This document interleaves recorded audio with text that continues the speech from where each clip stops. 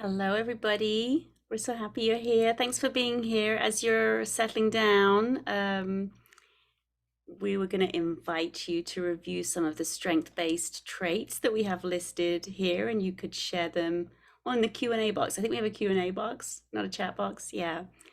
If you want to share your strength-based traits, feel free. Ooh, I'm going to pick mine.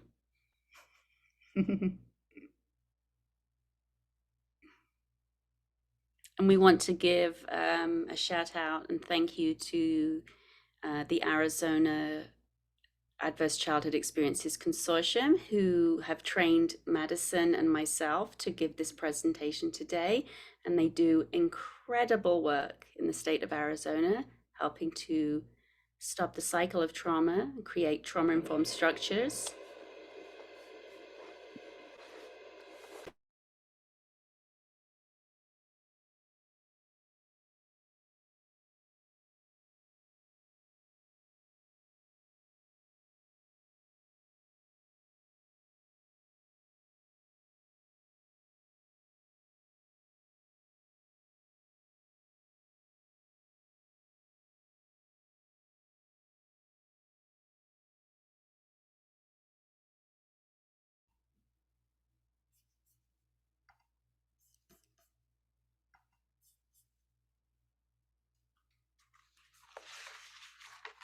Okay. Well, I think that sounds like you, Taisha, collaborative and artistic. Madison's courageous. Love that. Helpful and independent, Catherine. I love that.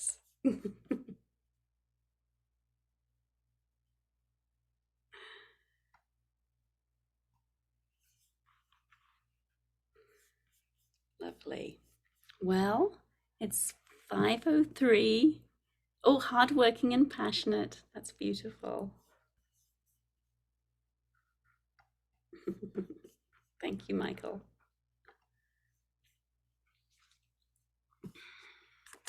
Shall we move to the next slide, Madison? Let's go ahead and do it. Yeah. Thank you, everyone, for being here. And thank you for wanting to learn more about adverse childhood experiences and being part of this important work to help stop the cycle of trauma and just make everybody's lives healthier and better. And as we mentioned, this presentation was created by the Arizona ACEs Consortium and presented by Mindfulness First. There's no charge to join the consortium. You can just go to their website and become a member and receive their updates. And they're just fabulous people. Next slide, please, Madison. And these are your presenters, myself and Madison. We're here tonight. We're here tonight representing Mindfulness First. We work together. Madison can often be found teaching in classrooms in Arizona, children of all grades.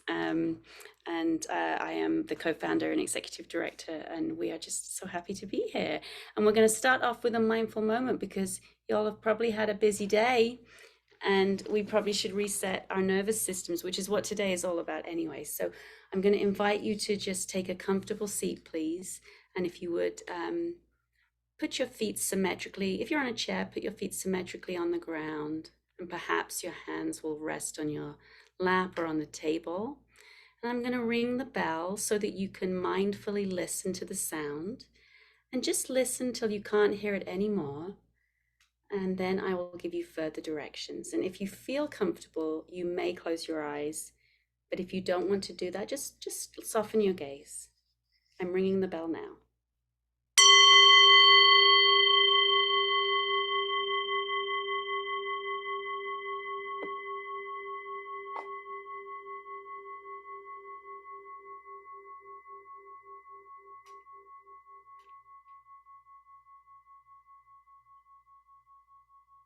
And as the bell fades, let's take our attention to the sound and the feeling of our breath as it comes in and out of the body. Just notice that you're breathing in, and where do you feel it the most? Maybe it's in your chest or in your belly. No judgments, we'll just notice where we feel it.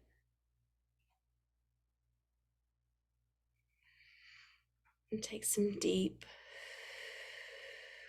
long breaths,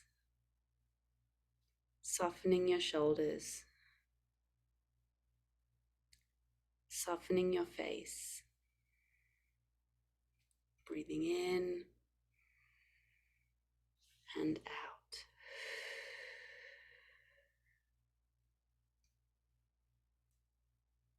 And we'll take one more deep breath in and out. And we'll gently lift our gaze and come back to the Zoom room. Thank you, everybody. Feels better. Okay, so we've got these lovely agreements here that are trauma responsive, trauma informed. We're going to take space and we're going to make space today. So what does that mean? So we're going to not be afraid to speak up and say things that we might want to say in the Q&A box, and then we'll make space for other people, maybe hear what they have to say. We're going to be present, bring our whole selves to the room, and we'll find everybody right where they are. We're all coming from what we can all do the best with what we have, and we're all coming from right where we are. So practice patience, non-judgment, and also get a little bit out of your comfort zone, something that Madison and I have been talking about today, actually. So if you want to say something and it's outside of your comfort zone, feel free to put it in the Q&A box. And we'd like you to just take a moment to type or write, depending on what you have in front of you, a little in the moment self-care plan, because when we start talking about trauma, we talk about things that can be a little bit difficult. And so it's always good to know in the moment quickly what can help us to relax. So the first point here is, what will help you relax? Can you think of something that will help you relax? Maybe take a note of that. I have my self-care plan here, and it just simply says breathing. And what can help you to stay present? What can help you be here in this exact moment? Do you have something you can touch or look at that will help bring you into this moment? And this is something you can take away and use anytime, anywhere. Who can you contact for support if you're feeling activated, if your trauma's coming up or you're feeling overwhelmed? Are there loved ones in your life who you can talk to when things are difficult? And what can you tell yourself when you're being too critical of yourself? What are some kind words to say when you're being critical? And when you're having a hard time, who and what should you avoid just to take care of yourself? This is your self-care plan. If you need to take a picture or a screenshot of that, you can work on that. But we invite you to take that away with you today and use it today during the lesson, or use it tomorrow at school. Next slide, thank you. So today we will be talking about things that can be difficult to hear. They can be hard to understand and process. So we want to be upfront about that. But the goal of the workshop is really, there's no goal here to make you feel bad or sad or blame. We don't want to shame anyone or attack anyone. So please don't misunderstand anything we're talking about today. We're here in the name of hope and resilience. We're going to talk about that today. If you do feel activated or overwhelmed, use your self-care plan and please take care of yourself. Okay, do what you need to do for you. Next slide, please. Okay, our goal today, we're going to promote our conversation and encourage deeper awareness and exploration for every single part of your life. So it's going to be about you, your family, young people that you know, your kids, your students, your job, your community. And honestly, when we're talking about being trauma responsive, we're talking about our whole of society. We're talking about how can we be well together. Next slide. Okay, so hope, here's that big word. Here's that big word that we were talking about earlier. When we talk about trauma, our brains are naturally wired to look for what's wrong. So we're attracted to the negativity of trauma, and we're going to talk about this, we can pathologize trauma. We can talk about the negative sides of it, but we're here to tell you that there's hope, and we want you to learn about the hope and resilience that can happen and if you can press the next slide, I think it should come up. Oh, look at that, how cute. Hope and resilience. There are many strengths of individuals and communities and cultures that are being used to heal and break the cycle of trauma. And we want you to leave with that today so that you can be a part of that hope and resilience and breaking the cycle. Thank you, Madison. Next slide. And to build on that, so here's my favorite word ever, salutogenesis. So we're going to talk about salutogenesis versus pathologizing trauma. So the next slide is going to be about what is trauma. But before we get to that, I just want us to know that if we pathologize trauma, we're looking at it through kind of a one-dimensional and sort of negative lens. And that's natural, because that's what our brain, evolution has made our brain to look for what's wrong, to keep us safe. And that's really important, keeping us safe. So, but we have a tendency to pathologize trauma, and that's us asking the questions: what caused this? Whose fault was it? Who did this? Let's avoid the problems that happen. Let's be reactive, and let's not have any pain or any loss, and let's figure out how to just be alive and survive, right? So this is pathologizing instead of looking at it through a salutogenic lens, which is so beautiful. Once we start to look through it, look at trauma in a healthy way, we ask the question, what causes health? How can we grow from this? What can we learn and discover about living fully? How can we reach our full potential? And I can tell you, as someone who's done 10 years of trauma therapy, it is so good on the other side. If we're over here pathologizing trauma, we've become trauma informed. We've read The Boy Who Was Raised by a Dog. We've read by Dr. Bruce Perry, which I highly recommend. We've learned all about what trauma is, and it's put us in a pathologizing mindset.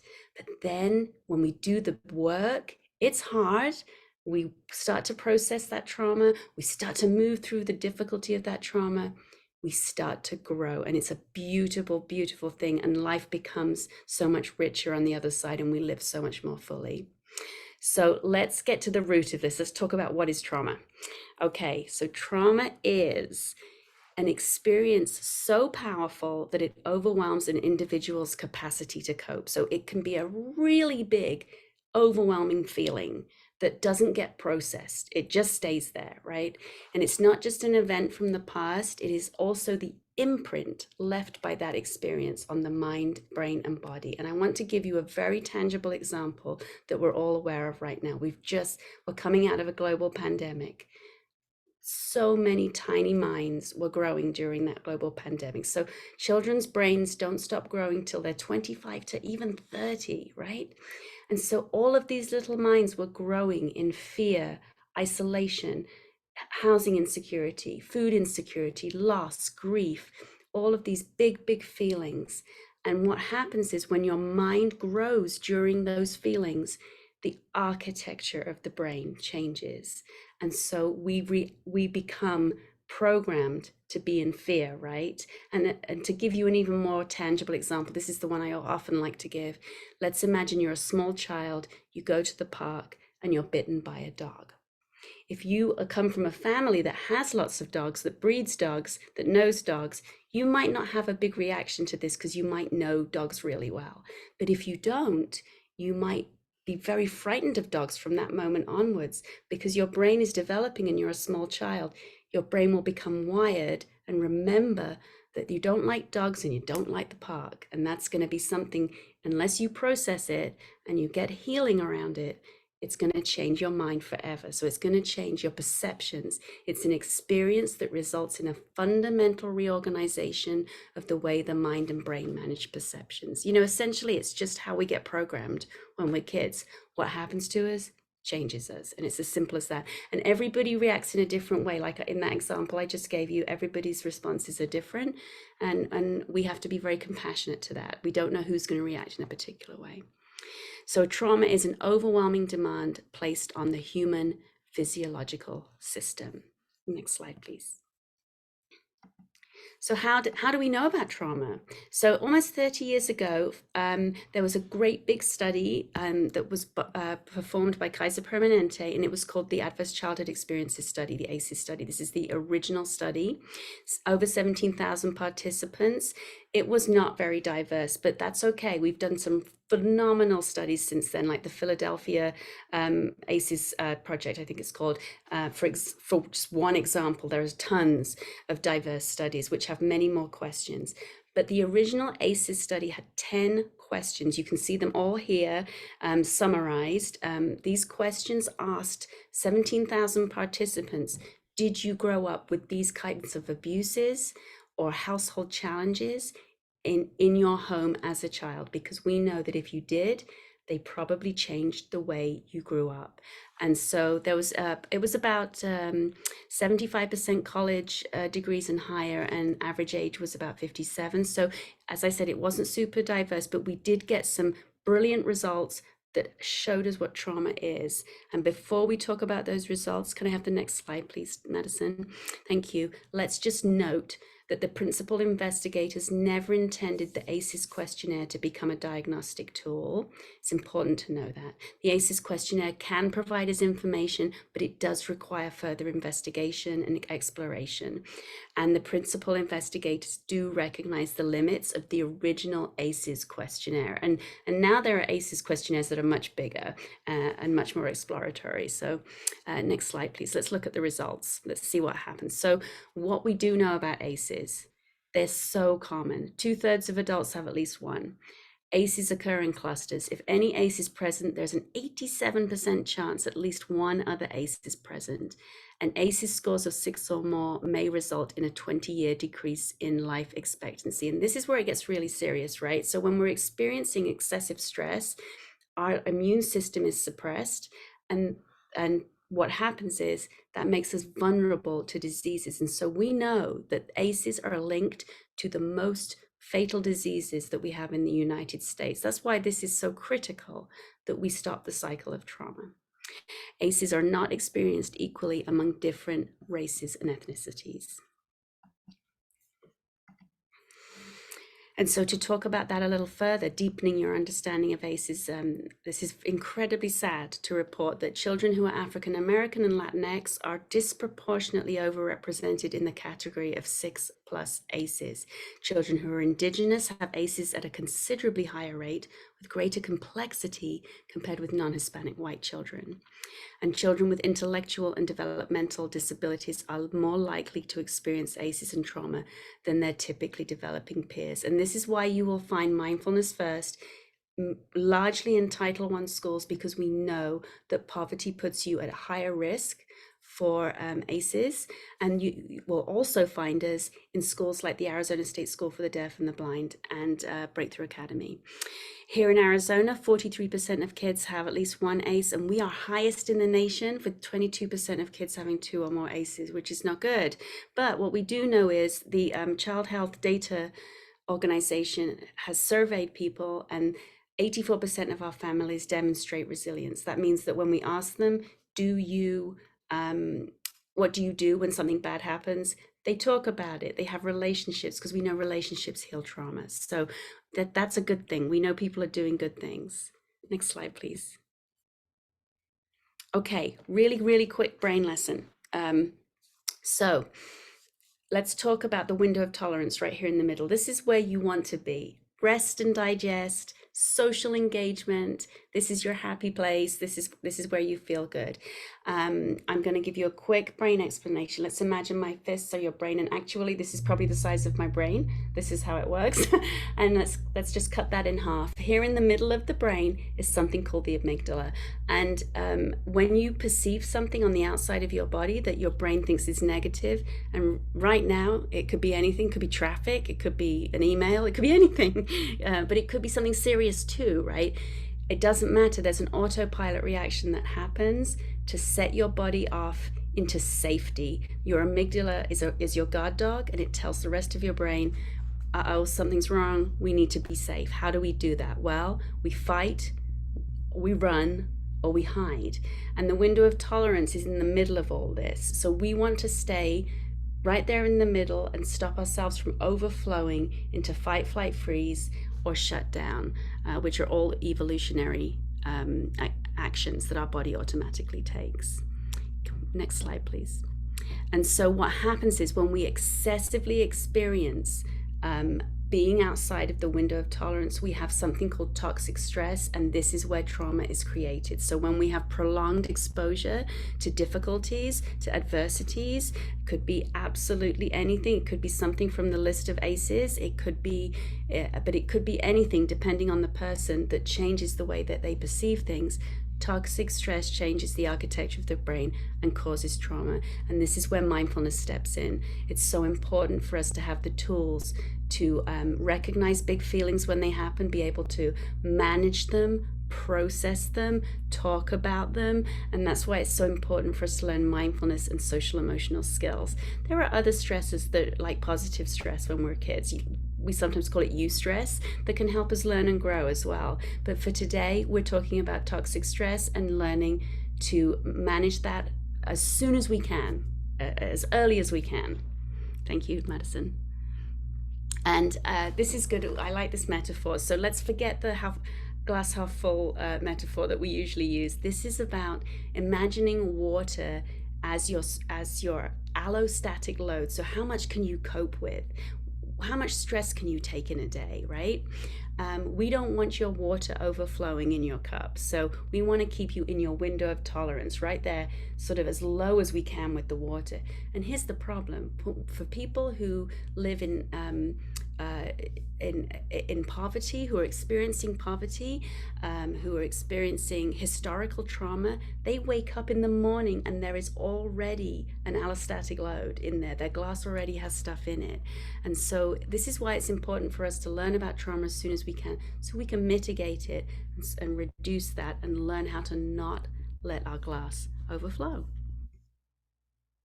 And just to build on that a little bit, talking about people who wake up with an allostatic load already, it's important that we learn about historical trauma and epigenetic trauma. So we know that people whose family tragically experienced the Holocaust, for example, you can find studies online, if you want to look this up, where it has been proven through epigenetics that behaviors that are related to fear and stress have been passed down through generations. And it is the same for racial trauma.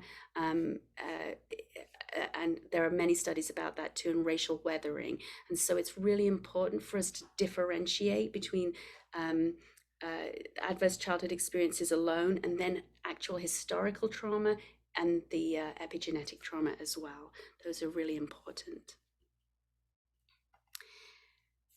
And so ACEs can last a lifetime, but they don't have to. And I'm living proof. I'm here to tell you. I've years of, after I had a stress-induced breakdown 13 years ago, and I immediately started learning mindfulness, and then I started to have trauma therapy, and it just transformed my life. There's no need for anyone to live in the survival mode, and it happens to so many of us. My greatest wish for you is that you can recognize your own traumas and be able to process those and find safe and healthy relationships that will help you to heal. The biggest healer is safe, predictable relationships. Surround yourself with that. And if you're a teacher, you can be that safe relationship for your children too. And safety happens in different ways, right? Safety is felt. It's a physical, social, emotional, psychological feeling that helps us to reduce the need to manage risk and assess threat. And I really want to just point out that when we're being responsive to trauma behaviors, especially in the classroom, we're not giving kids an excuse for destructive behaviors. We will give them consequences, but we'll also, once we're trauma responsive, provide them with healing, because we can be that one caring adult that helps to heal that child. Next slide, please. So ACEs are all of us. from children to adults, and we still can experience trauma as an adult that changes our minds and changes how we see things. It's important to always be working on processing our big feelings and having really good supportive relationships in our lives. It's really important to have that as a lifelong goal. We don't just heal once. It's an ongoing process. And I'm going to end my section here with this information about the difference between being trauma reactive, which is before we learn about trauma, to being trauma informed, which is, like I said earlier, we've read the books, right? We've read Dr. Bruce Perry's books. We've read Dr. Nadine Burke Harris's books. I recommend them all. But being trauma informed is the first step. Being trauma responsive is the awesome step. It's where you heal, and you heal others because you've been healed. You model it, you help people process. Everything is relationship centers. It's a beautiful space to be in. Here at Mindfulness First, we are a trauma responsive organization. It's a beautiful place to work. You know, we heal each other here. And so I can't recommend trauma responsive structures any more than I possibly can. And I think it might be time for a mindful moment. If we could maybe just take a little break, because that was a lot. That was a lot of information. If you have any questions at all, please jot them in the Q&A. But I'm going to invite you to maybe put your hand on your chest. Just feel your heart beating. And let's take some deep breaths. You can close your eyes, lower your gaze, however you feel comfortable. But let's breathe in and out together.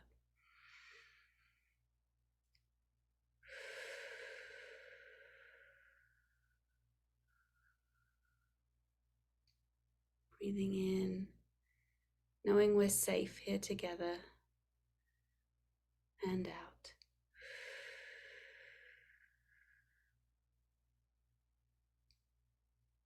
Let's take 2 more. In.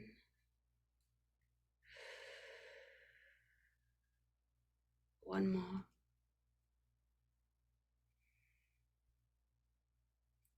And out. And I'll pass you over to Madison. Thank you, Madison. Thank you so much for that, Sunny. That was amazing.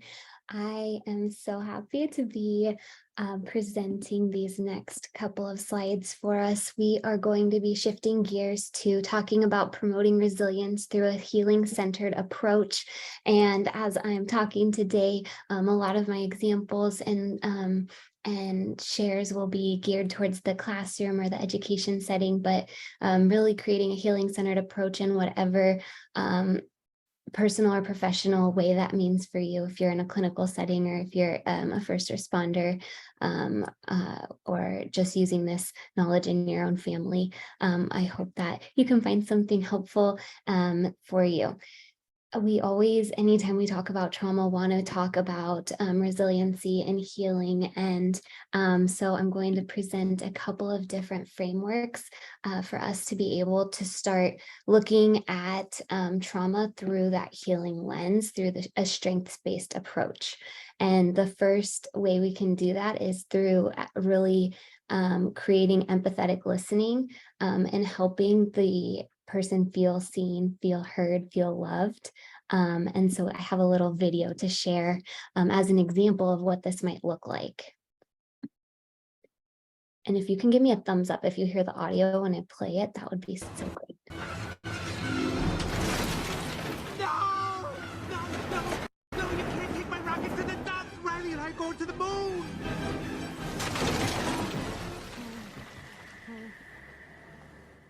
Riley can't be done with me.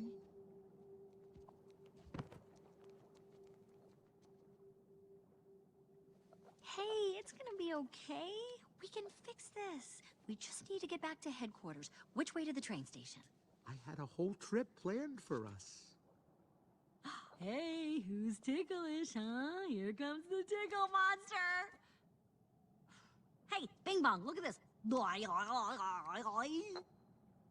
Oh, here's a fun game. You point to the train station and we all go there. Won't that be fun? Come on, let's go to the train station. I'm sorry they took your rocket. They took something that you loved. It's gone. Forever. Sadness. Don't make him feel worse. Sorry. It's all I had left of Riley. I bet you and Riley had great adventures. Oh, they were wonderful. Once we flew back in time, we had breakfast twice that day. Sadness. It sounds amazing. I bet Riley liked it. Oh, she did. We were best friends. Yeah, it's sad.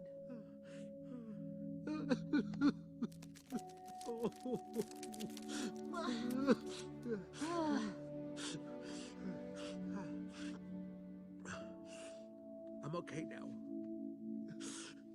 Come on. The train station is this way.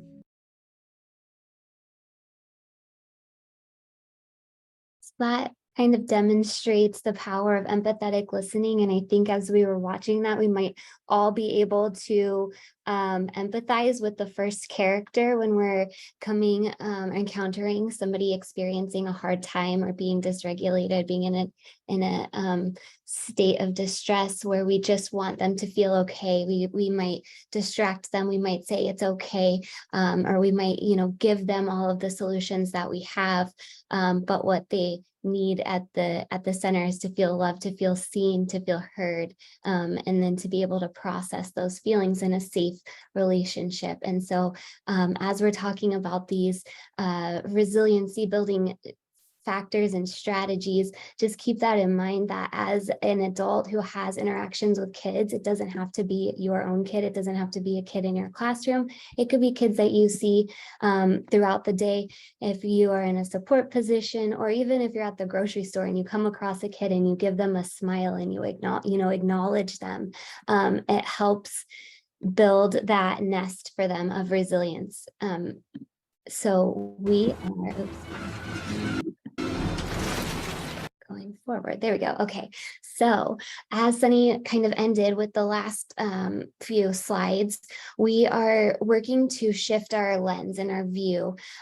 We first started to become trauma aware, acknowledging our ACEs, understanding historical trauma and how our ACEs are not necessarily experienced the same across the board, and how we process toxic stress and how that impacts our body. We're aware of that.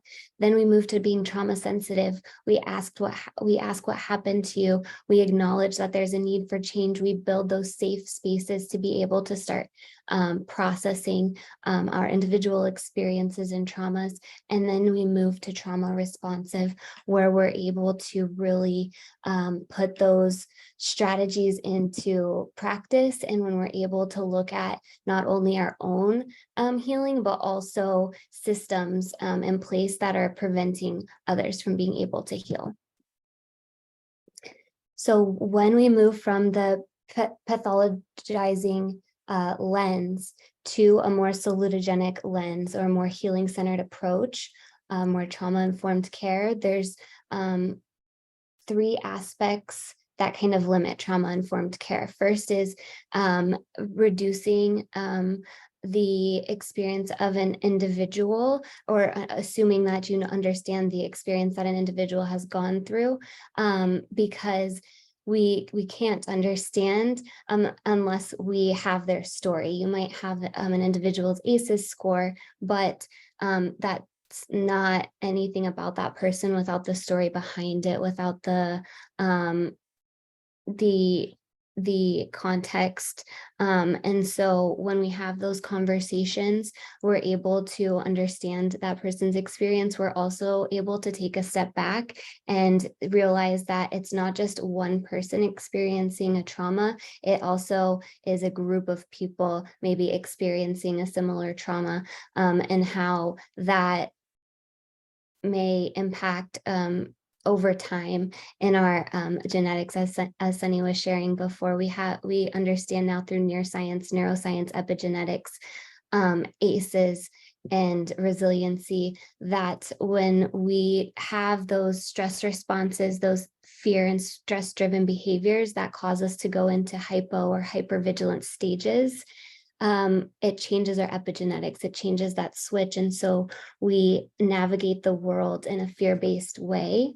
And so when we are treating a behavior, but not the cause of that behavior, we risk that behavior continuing to be seen over and over again. So an example of this might be a kiddo in your classroom that's really struggling to pay attention, and is really just kind of looking all around in class, maybe at the door frequently, and their attention is really low, and there might be concerns of attention deficit disorder, maybe so much so that they got the diagnosis and they got medication, but the medication isn't working.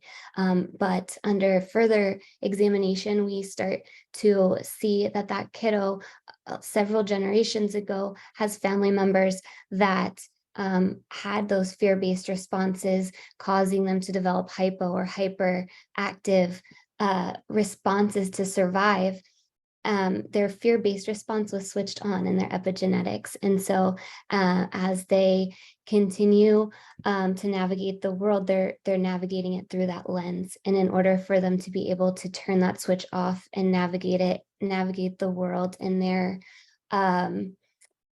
in their zone of tolerance, we need to create those safe environments without judgment, and where we are making sure that we bring individuals who have lived experiences of adversity to the table, to be able to share about their experiences and help inform us in how we support and care for those individuals going forward.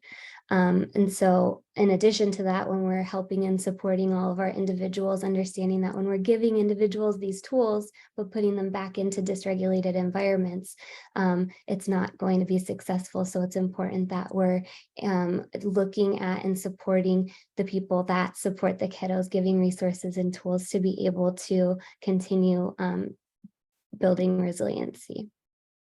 And so as we're moving from pathologizing to a more strengths-based and salutogenic approach, we really want to, the salutogenesis at the base is a strengths-based approach, moving from what happened to you to what's right with you. And at the center is a sense of coherence and understanding, and the ability to understand yourself in relation to the world. And there's the three categories here. And when we're able to comprehend the comprehensibility, the belief that things happen in an orderly and predictable fashion, and that a sense that you understand the events in your life, or you can reasonably predict what might happen in the future. Manageability, the belief that you have the skills or the ability or the support system to be able to get through the challenge that is ahead of you.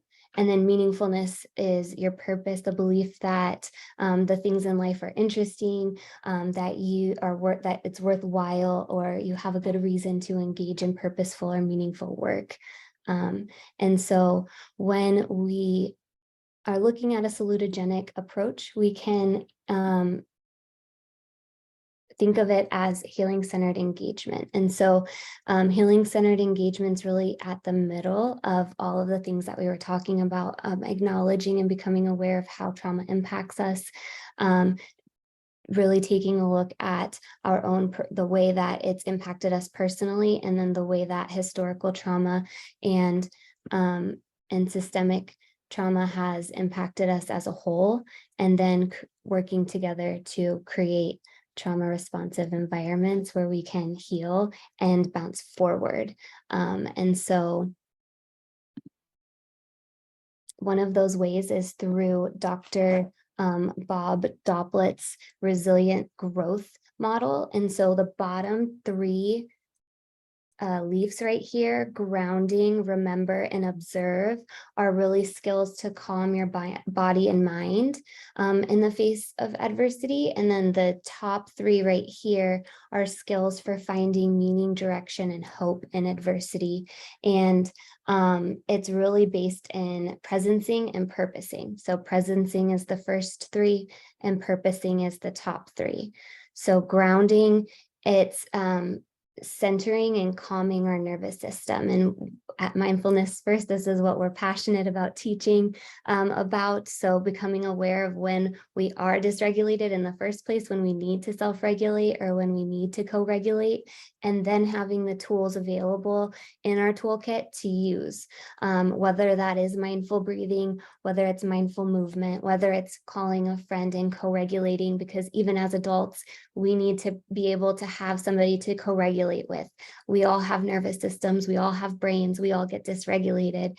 And as we continue learning about trauma and working to be resilient and providing those safe environments for our kids, we really have to make sure that we're doing that for ourselves first, so that we can keep doing it for our kids. So grounding ourselves really is at the base. And then remember your resources, both material resources and your social resources. If you are, for in all different situations. And then observe. So observe your thoughts. So again, this is another topic that we love to teach about in mindfulness, with curiosity and without judgment. So it's really easy to sit with the goal of just noticing your thoughts. And it's very easy to get distracted very quickly when you sit down with that goal, because we can just, we might ruminate on one thought, or one thought might lead us to another, and it might just spiral. And so when we develop a mindfulness practice and we're taking the time to sit and just notice our thoughts, we start to notice some patterns, some ways of thinking that we can decide if we want to maybe reflect upon, and see if we may want to change our ways of thinking, if there's a different way of thinking that we can explore. And then the next 3, after we are really calm and grounded, then we can have that ability to be able to connect to the world and to others once we're connected to ourselves. So to be able to find meaning, direction, and hope is really important. Having that motivation, or really the purpose is important when we're working to develop resiliency, or we are healing from a trauma. We want to be able to have something to look forward to. And so that's what these 3 leaves represent. So for watch for new insights, be open to new possibilities, keep an open mind, and also pay attention to the lens that you're looking at the world through. Is it limiting? When we are activated in our nervous system, our lens that we view the world really gets narrow, because we are keeping ourselves safe. We're trying to survive. We're making sure that we're okay. And so when we're experiencing toxic stress, or we're going through life with a lot of excitement without pause to calm our nervous system, we might be experiencing lots of thoughts, repeated, like racing thoughts. We might be experiencing just like 1 or 2 narrowed thoughts. Whereas if we are able to kind of open our mind a bit, we can see how a connection might lead to a new possibility, or how one person might be able to help another person achieve another goal. So that is for watch. And then the next is tap into your core values, look across all the spaces with which you participate. So this is like looking at your wellness wheel, all the areas of your life that add up to the holistic you that you are, your finances, your family, your community, your environment that you live and work in, your recreation. How do you find joy in your life? Your inner world. How are you connecting with your purpose? Is it through nature? Is it spirituality? It could be church. It could be connecting through music. So making sure that we're tapping into all of our values, because that really helps us be our highest self, and bring everything that we have to offer to the table. And then last is harvest hope and choose how we can enhance the situation.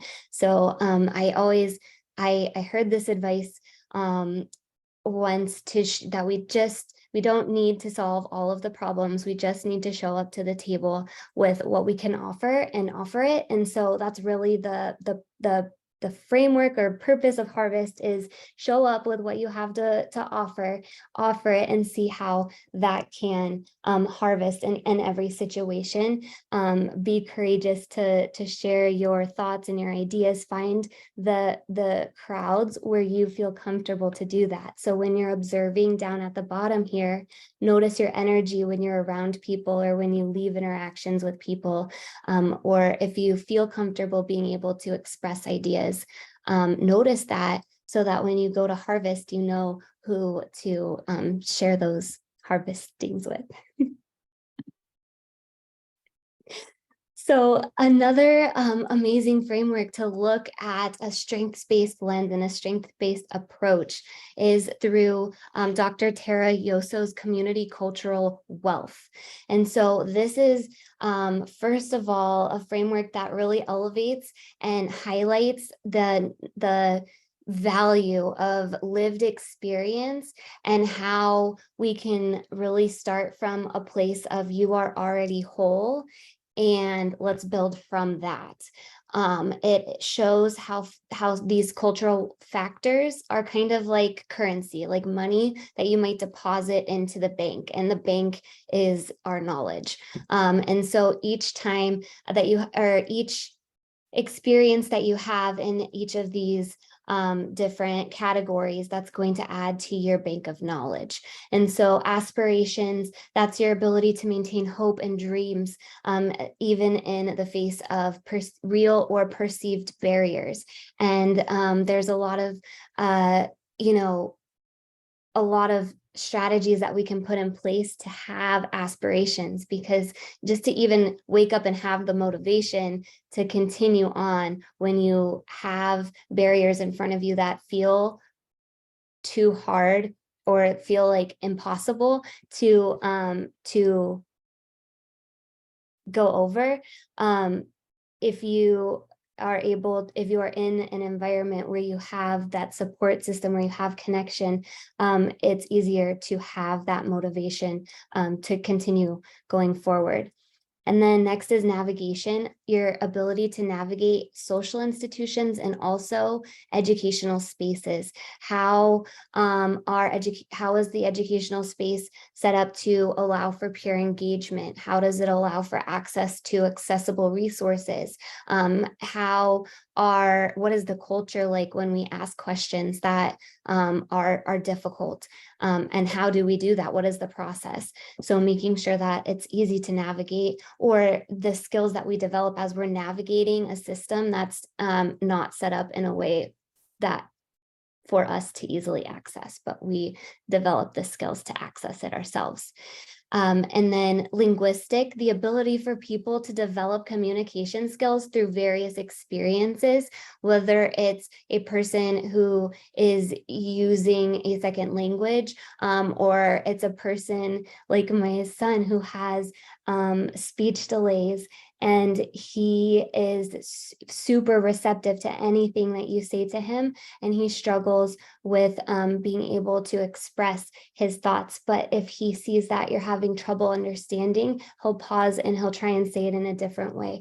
When he was younger, he would use signs or hand signals or gestures to help you understand. And that's something that a kiddo that doesn't have communication delays or struggles or challenges would have to do. But because he did, he has that resiliency building. He has that resiliency building factor. He's gained those skills and he's been able to bounce forward and is able to navigate his environment beautifully. Familial next is our social and personal human connections. And this is how we are a lot of times the connections in our family are really what we focus on for protective building factors. But it's not just the people in our home, it's the connections that we bring as well. And the for example, the Girl Scouts and Boy Scouts that we're a part of, and the connections that those bring are really important in not only kids' lives, but also adults' lives in developing resiliency. And then next is social. So a lot of times it's referred to as social capital. It could be our peers. It could also be connections and contacts professionally as well. And what I have learned as I've continued I am a lifelong learner and I just love learning. So I've learned that through all of your learning experiences, whether it's formal or informal, you can build your social group and connections with people that have shared passions, and that can really take you in lots of unexpected and wonderful directions. And then finally, resistance is your ability to advocate for yourself when and advocate for the change of unfair or unjust policies or structures, or even just being able to start that conversation, having the courage to be able to say something or share your perspective. Every time we're gaining experiences through these lenses, we are adding to our bank of strengths that we have to offer. Another protective framework is the Strengthening Families Protective Factors. And so it is another strengths-based approach. You never know what someone needs until you know what they have. So focusing on the strengths first, meeting yourself where you're at, meeting your clients where you're at, meeting the people that you serve where they're at, focusing on really small but significant changes in this work and doing this work over time. I'm sure Sunny will tell you this work takes time, but those small significant changes showing up every day and continuing over time to practice when we're calm those strategies so that we can use them when we are activated is so important. And then also not bringing any judgment as we're providing these resources, as we're sharing information, also be sharing the resources to follow up and to continue building that nest for the families. I think it's important to know that these are the 5 factors for building resiliency. And I think that the first one is really important. Parental resiliency. This is important for a lot of us to focus on, because as parents, we really want our kids to be resilient, but in order to foster that, we have to make sure that we have the tools and supports in place for ourselves. And so that means understanding and starting to become aware of what might be activators for us, and then also becoming aware of what we can do to help fill our bucket so that we can be giving from abundance and not from a deficit, noticing and understanding who we can go to when we need to regulate, who are safe people in our space and in our corners, because a lot of us are working and have people that rely on us during the day and then have our kiddos relying on us at night. Who do you have to rely on? What stress reducing strategies are you putting in place? How are you moving your body and getting sunlight and getting water and getting food, those basic necessities? The next is social connections. Again, for parents and for kids, it's so important to be able to have those pieces. Knowledge of parenting and child development, being able to understand our brain, understand our body, and how we process trauma and stress, and how important it is to have felt safety in order to be able to heal and to be able to regulate when we're dysregulated. concrete support in times of need. So not only just having all of these community resources for families or individuals, but helping them understand how to access them or where they are or that they are there in the first place is so important. And then social and emotional competencies of kiddos, what we're teaching them in school, the 5 pillars of social emotional learning, being able to have self-regulation and responsible decision making and relationship skills, being able to have emotional granularity about how we're feeling and express it and advocate for what we need. Those are the 5 protective factors. And to build resiliency, all it takes is one stable adult. Of course, we want more than that, but one caring and supportive, stable relationship for kids. And it doesn't have to be the teacher or just the parent. It can be that one caring adult in the library, the custodian at the end of the day, you know, the one at the coffee shop that sees the kid, just that caring adult that checks in and remembers from the last experience, you know, something about that kid.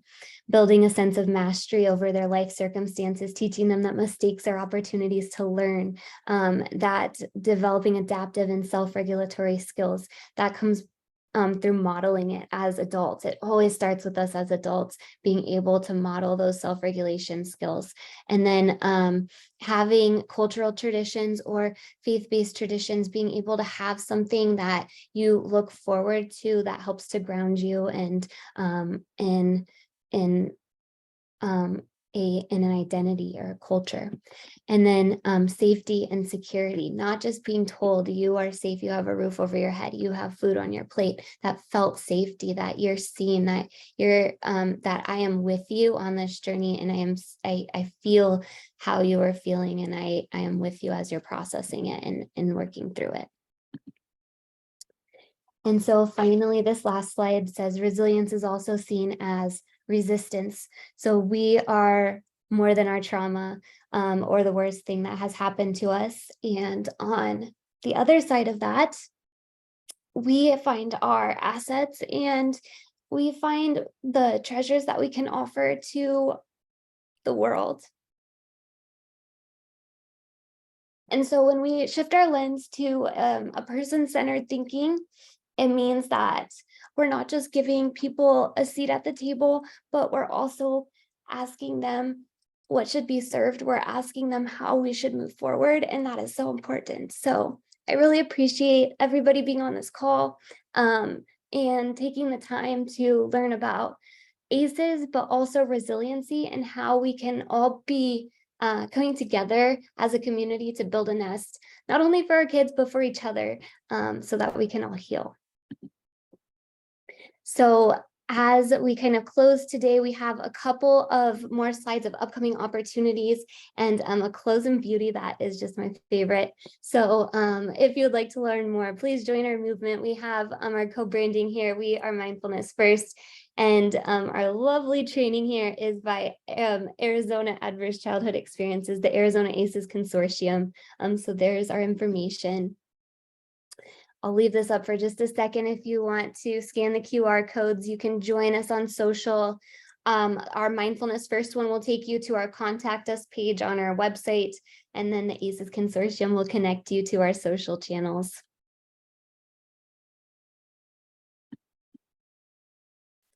And then this is another really great resource if you're interested in learning about any of the research that was used to develop this training, or an abundance of additional resources. Please go check out pacesconnection.com.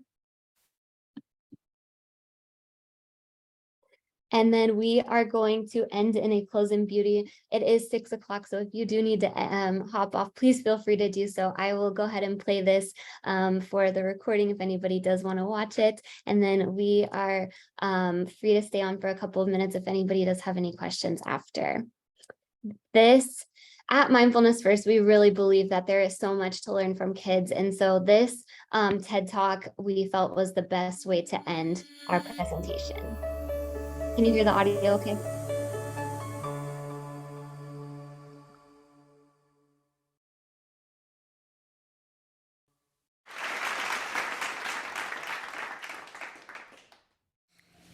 How many friends do you have?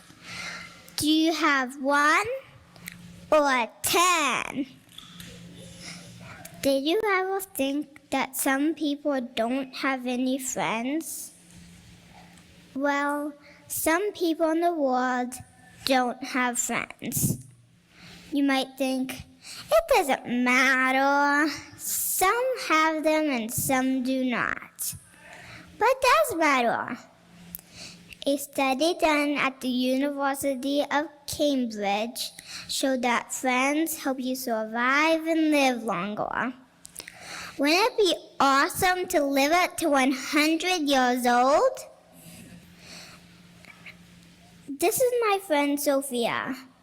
We've been friends since 4th grade. I remember the first time we met.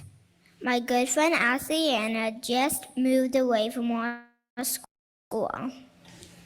Then Sophia came and let me into her life. I had a friend now. We are still friends even though we don't agree on the same things. For example, once Sophia wanted to go to the school gym and I wanted to play Ghost in the Graveyard. How we solved this problem was by playing rock, paper, scissors. We do not get upset if we lose at the game. We are in different classes, but that did not dampen our friendship at all. When it's recess time, me and Sophia meet up at the snack tables and then play. I'm more smiley around Sophia, and she smiles a lot when she is around me too. Remember when I said that friends help you survive and live longer? Well, a study done at the University of Kansas showed that smiles improve your health by lowering your stress levels. Friends are great at making you smile.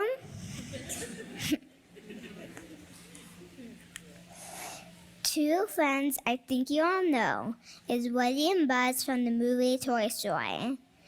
They are friends because they look out for each other and keep each other safe.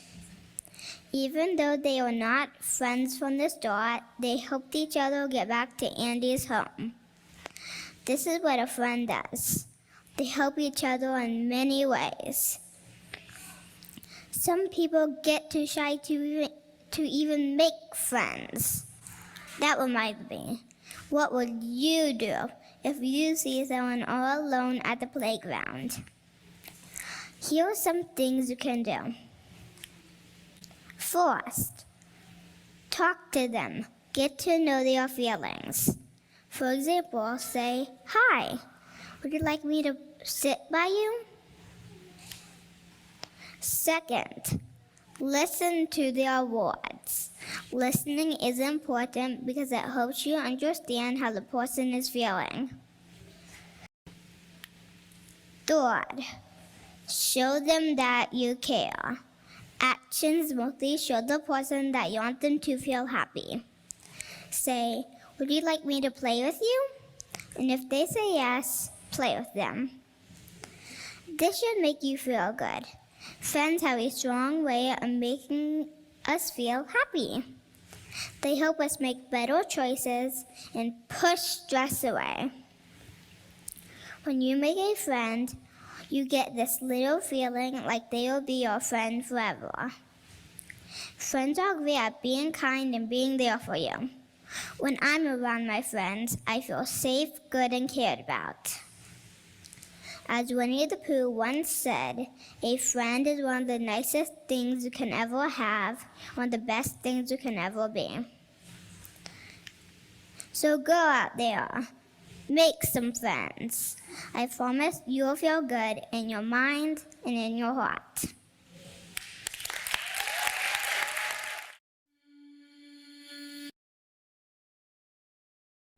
Wow, I'm crying a bit. That was so cute. Okay, so we hope that you will go out there and make some friends, because again, that is part of the community and resiliency building factors, is that connection piece and feeling loved and feeling seen. I'm having trouble getting out of this now.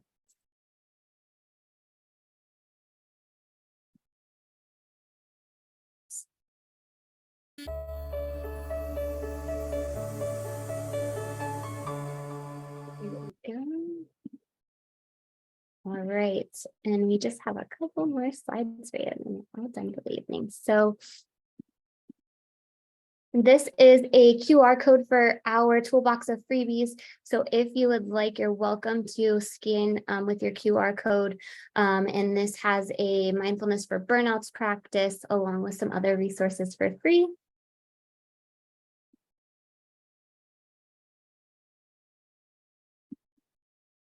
And then lastly, we have some upcoming opportunities for educators to enhance their mindfulness practice. So we have first our Intro to Mindfulness course, which is our foundational online training. It's a 6-week course and gives you 6 professional development credits. It's all the basics to teach an introduction to developing your own mindfulness practice for yourself.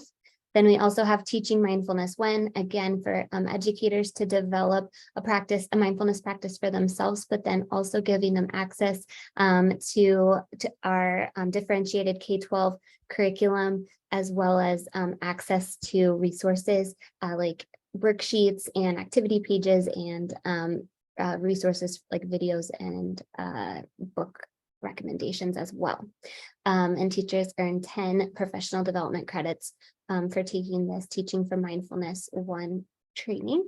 And then finally, we have Teaching for Mindfulness 2. It's an online mentorship training program designed for graduates from Teaching Mindfulness 1 that would like to continue their mindfulness practice and bring it to their school or campus. And this, all of these, we have scholarship opportunities available for Arizona K-12 educators or certified educators. And so if you are interested, please feel free to email us. Down there at the bottom is our email, info@mindfulnessfirst.com. There's also information in the scholarship application on our website, which is mindfulnessfirst.org. And here's a QR code if you are interested for the Mindfulness First Scholarship for Teaching Mindfulness 1 or our Intro to Mindfulness.